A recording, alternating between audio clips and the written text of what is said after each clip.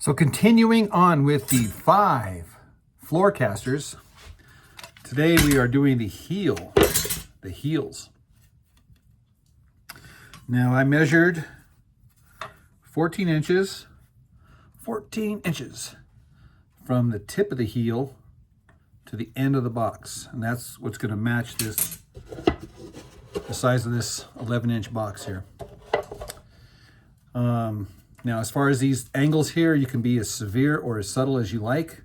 I just like them to be right here so I can get to it doesn't interfere with my fretting hand while I'm up here at this area. Again, this is for support as you go through the box because, as you know, we are going to cut a back angle here. So that's also what we're going to do in this video. We're going to cut the back angles. We're going to cut the thickness here to match the tuners.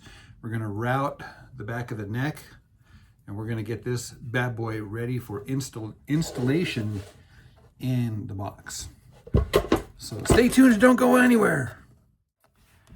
If you're watching this video and you haven't seen the first part where we salvage all of this leftover scrap material from the flooring project at the church, go watch that video and that'll get you up to speed to where we're at now. So the reason why we cut off a little bit of here is because the typical tuner shaft is just... we just want to have a little more of that shaft exposed right there. So I'm only going to cut about a thickness of a saw blade off this right here. And I know you're all well aware that there's multiple ways to skin the proverbial cat. One of them is to set up your saw blade on your table just so that you just take off just a little bit of material. And then you just go back and forth over it. And so you just kind of cut off there. And then, of course, you file it and sand it. That's one way to do it. The other way to do it is just to get all aggressive with one of these bad boys and just take it off like that down to the thickness that you want. The other way is to set up your saw blade and then just yank, and that's the way I typically do it. So I'll do it like halfway on this side, then I'll turn it over and do halfway on this side, and it leaves me a nice little arrow right there in the middle. And sometimes I leave that arrow and sometimes I file it off. It's always different every time, guaranteed. So we got the table saw set up outside in the cold, in the dark with a floodlight so I can see. And we're going to cut off all of the tips of these guys here, the edge, and we're going to make it the exact thickness. And I think all of these guys, I'm going to have a little arrow right there. Now, the challenge is to make those arrows perfect. All right, so wish me luck. Well, as it turns out, my blade is dull. Obviously, from cutting up all of this flooring, if you know this, that flooring is brutal on saw blades. So yeah, so I have it's just burning it. So I need to get me a new saw blade. Darn it! And the other method of putting your saw blade at the exact right height and then just going back and forth over it doesn't burn as much. Still kind of burns a little bit, but let's go back and file it. I mean, the end result is still going to be the same, right? We're still getting the same results. So while we're here working in the Cigar Box Guitar Workshop, I'm going to play this CD here. Last January, as part of the New Orleans Cigar Box Guitar Festival, and the La Durance Blues Band was there. They hail from France and from Argentina, and you can tell here it says, I would butcher that if I tried to read that because I'm a gringo. The only thing that's in English in here is that I'm in love with the pentatonic. So we're going to put this on, and it'll be my my motivational music to get this job done.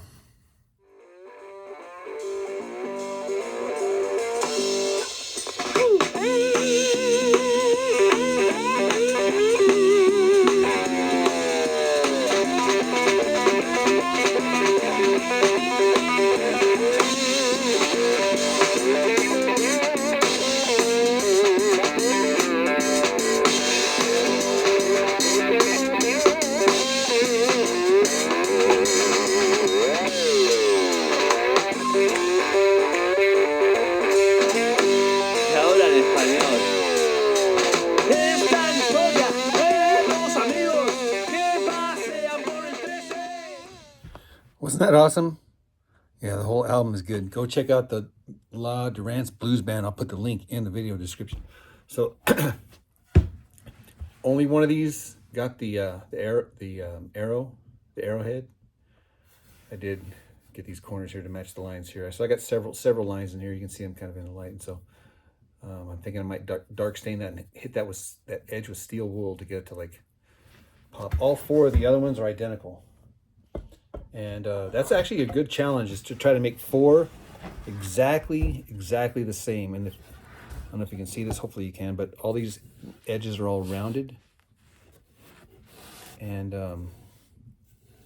rounded here. So everything is on the bevel right here, except for this edge right here, this leading edge. I'll sand that later, but I wanted it all to be sharp here. I mean, literally, you could cut your finger on that. It's so sharp. My gosh, it's like, I actually did cut my finger on this laminate top one time. I'll file the edge smooth, but I wanted the lines to be just clean, right? So the only thing that's rounded are these edges here and this edge here. Of course, the back of the neck will be also. So the next phase, the next step now is to use my 1/4 round router for this guy, and then continue filing and sanding, etc.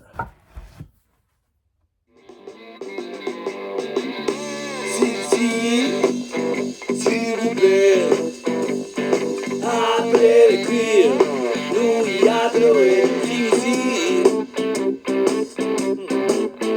S'il vous plaît. Man, glitter.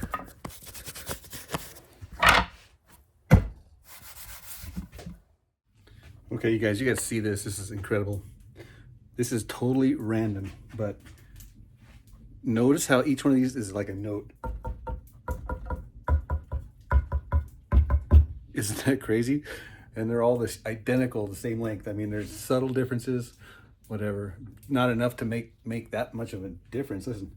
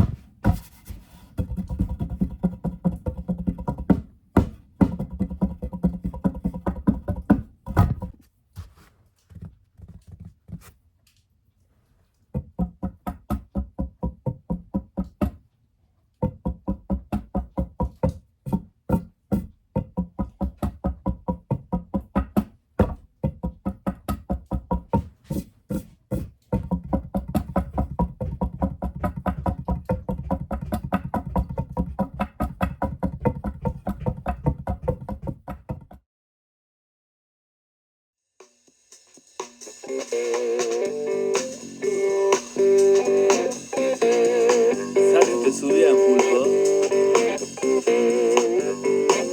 Una vez sube a ver Pascal.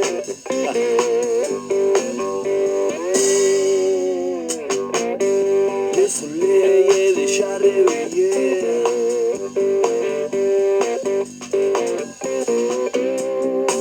Et j'ai besoin encore d'une autre heure.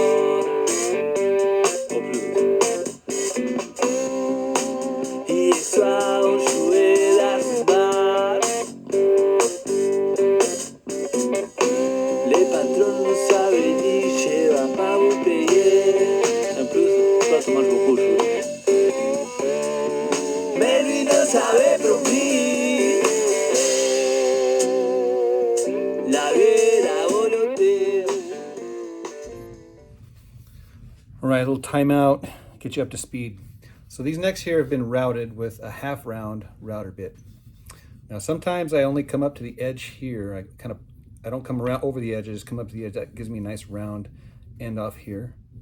Another thing I like to do is go just a little bit past the edge here, just to kind of like push the headstock out a little a ways from your hand. Just so I go over here about 1/4 of an inch over, right up in there. But here is the little tidbit.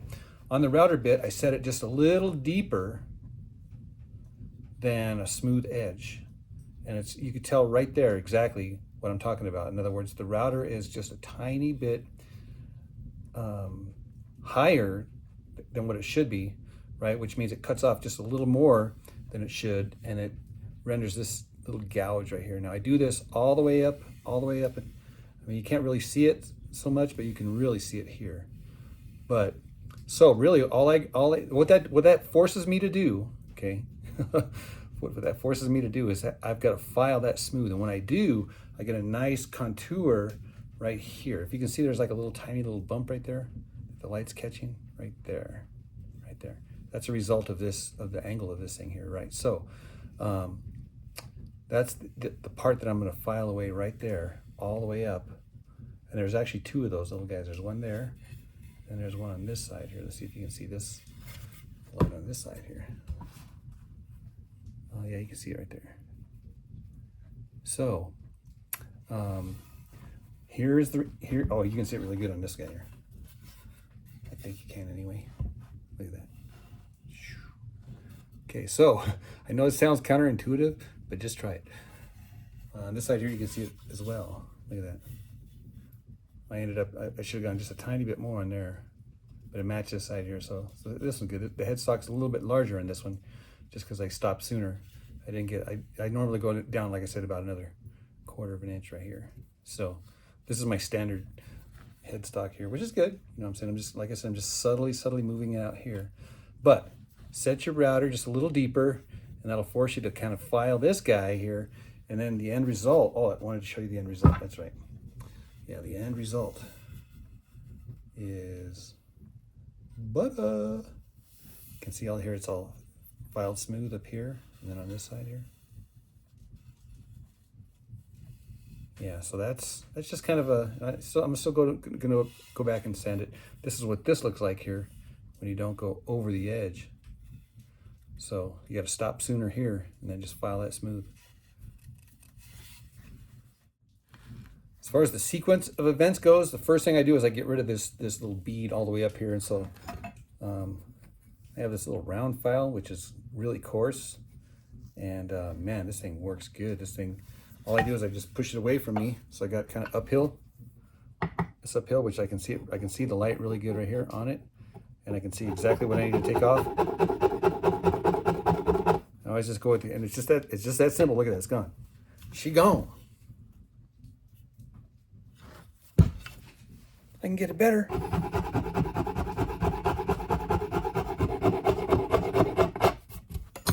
Yeah, so the first event, the first sequence of events is gonna get, now I'm gonna take that little file all the way up. So first thing is that file, and then I take out all the file marks with the fine side of the Shinto, and I do, basically what I just do here is real simple. I just go in circles, right? And again, I got the angle of the light, right? So I can see it perfectly from my vantage point. So I can see that little ridge right there. And I just go in circles all the way up and down. Kind of like a machine, dude, just like perfect little circles. And then the sanding stick, coarse, fine.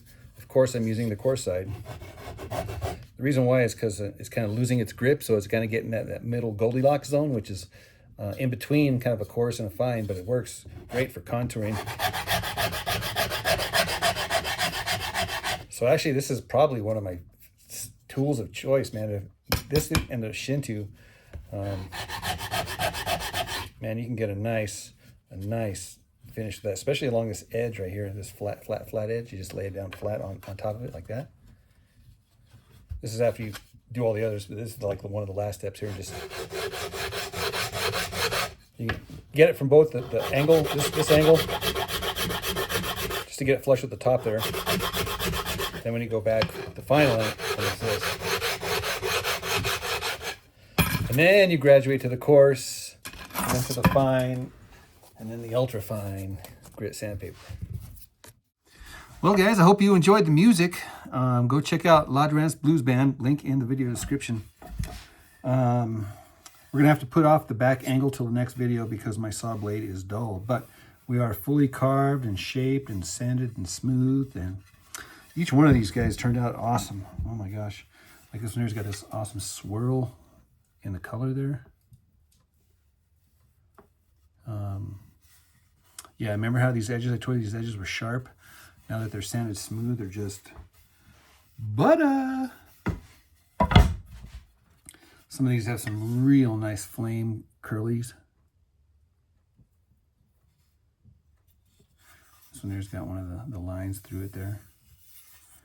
And yeah, check out the curlies on this guy. Isn't that just drop dead gorgeous? And this, of course, this one does have the